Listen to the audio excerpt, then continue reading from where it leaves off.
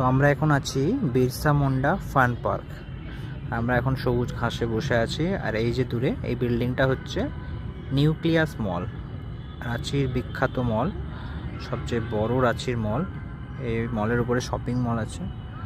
আর এটা হচ্ছে ফিঙ্গারপ্রিন্ট, একটা বানানো স্টিল দিয়ে ফিঙ্গারপ্রিন্টের ইয়ে। আর এইদিকে তো পুরো ঘাসের মাঠ।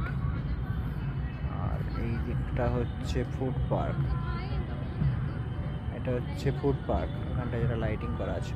আর এটা হচ্ছে জেল মিউজিয়াম, এই যে বিল্ডিংটা আছে এই বিল্ডিংটা। বাট এখন সন্ধ্যাবেলা এটা বন্ধ হয়ে গেছে।